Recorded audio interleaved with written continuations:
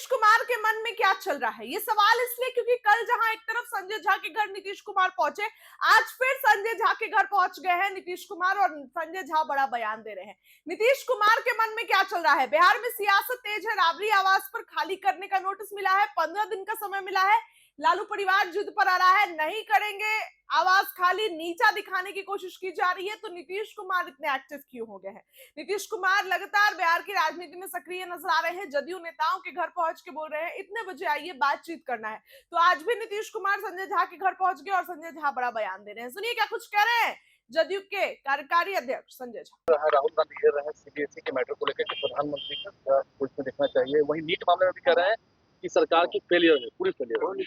देखिए, नीट मामले में सरकार, मैंने कहा पहले भी कहा था कि ये दुखद घटना है। किसी भी बच्चे के लिए जो एग्जाम दे के आता है और इस तरह का सूचना मिले और तो पूरा परिवार उसको लेकर के जरूर दुखी हो जाता है, परेशान हो जाता है दोबारा एग्जाम देने में। हम सब लोग परीक्षा के प्रोसेस से गुजरे हुए हैं। एक बार परीक्षा देने के बाद आदमी को लगता है कि मेंटली फ्री हो गया और उसके बाद फिर लगे कि नहीं, तो ये, लेकिन सरकार ने अपफ्रंट लिया इस चीज को। ये भी है, सरकार ने कोई कवर अप करने का कोशिश नहीं किया, ढकने का कोशिश नहीं किया।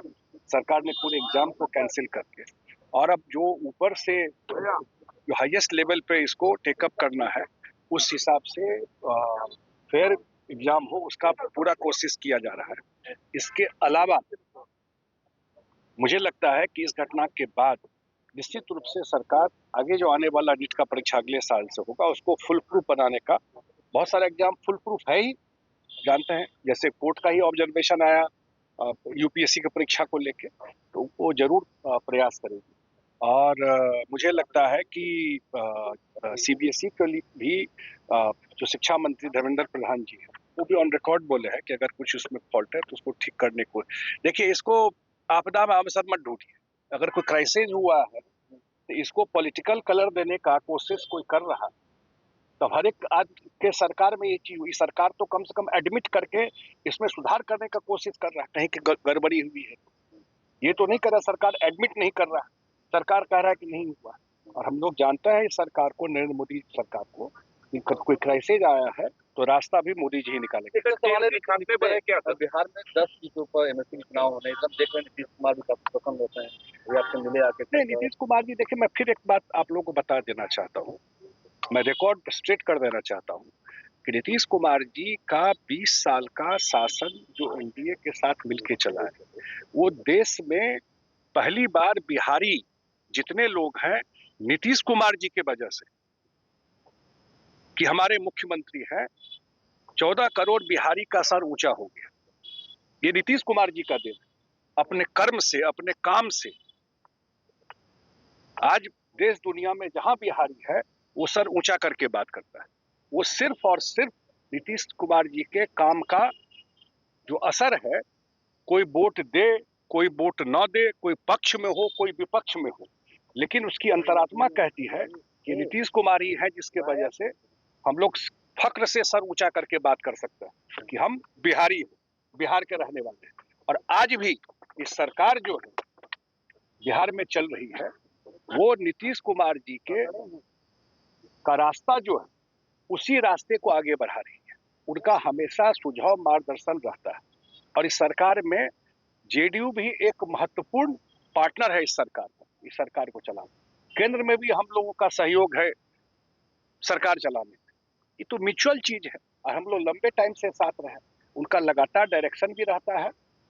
अभी हाउस होगा तो दिल्ली भी जाएंगे और दिल्ली से भी बिहार के लिए क्या काम करा सकते हैं उस पर भी नीतीश कुमार जी का नजर रहता है। ये 5 साल में सब कुछ जो बेस बना दिए, उस चीज को अगले लेवल पे ले जाना है, वो नीतीश कुमार जी का पूरा ध्यान उन पर। 9 सीट पर चुनाव होना है, आप लोग में आपसी तालमेल हो? वो तो हो ही जाएगा, उसमें कहीं कोई दिक्कत। हम लोग के तालमेल में इसी से तो परेशानी है लोगों को। मैं देखता हूँ कुछ लोगों को परेशानी रहती है। परेशानी किस बात का है? 202 सीट तो जनता का आशीर्वाद मिला होगा तब ना 20 साल के बाद। आप नजर दौड़ा के देख लीजिए, देश में कोई भी सरकार 20 साल चली हो और उसके बाद इतना बड़ा मैंडेट उसको मिला हो, मुझे तो नहीं दिखता है कहीं पर। बताइए कहीं देश में हुआ हो? अभी बंगाल में चुनाव हुआ ना भाई, क्या हाल हो गया बताइए। तो इसलिए 202 मिला और जेडीयू भी अपना हाईएस्ट परफॉर्मेंस किया, 101 सीट लड़े और 85 सीट जीते। तो जो काम काज का नेता का ओवरऑल अलायंस का, ये भी बता दूं, इस सब का कोऑर्डिनेशन इतना परफेक्ट था, तब ना ये रिजल्ट मिला है। और हम लोग को रिजल्ट मिला है तो रिजल्ट में विनम्रता आती है, एरोगेंस नहीं आता, घमंड नहीं आता। अगर जनता ने आशीर्वाद दिया है तो सर झुका करके बात करना चाहिए, घमंड में नहीं बात करना चाहिए। और जो ताकत दिया है उसके हिसाब से जवाबदेही भी बहुत बड़ी आ जाती है सरकार के पास। रिजल्ट तो आ गया, सरकार बन गई, लेकिन आपका असेसमेंट भी तो होगा। इसलिए जो हम लोगों ने प्रॉमिस किया, ये एनडीए का ज्वाइंट मैनिफेस्टो निकला हुआ है। नीतीश जी गए थे वो मैनिफेस्टो में, मुझे आज भी वो दिन याद है। उसी दिन बारिश हुआ था और उसी दिन बाय रोड वो चुनाव प्रचार किए थे, दरभंगा मधुबनी में बाय रोड ही प्रचार किए थे और लोग अपने घर से मोबाइल पर प्रचार कर रहे थे। नीतीश कुमार 75 साल के एज में लोगों के बीच में कुशेश्वर स्थान और समस्तीपुर में घूम रहे थे उस दिन। ध्यान रखिएगा इस चीज को, जनता सब देखती है। तो इसलिए जो उसी दिन हम लोग मैनिफेस्टो निकाले थे, तो पूरे मैनिफेस्टो को इम्प्लीमेंट करना, 1 करोड़ लोगों को हम लोगों ने कहा है अगर नौकरी रोजगार देंगे तो 1 करोड़ लोगों को नौकरी रोजगार 5 साल में मिलेगा। अगर हम लोगों ने कहा है कि 5 लाख करोड़ का इन्वेस्टमेंट बिहार में होगा, आज ये डबल इंजन की सरकार, उसी से रोजगार भी मिलेगा। देखते तो रहिए अगले 5 साल में बिहार कहां तक पहुंचता है।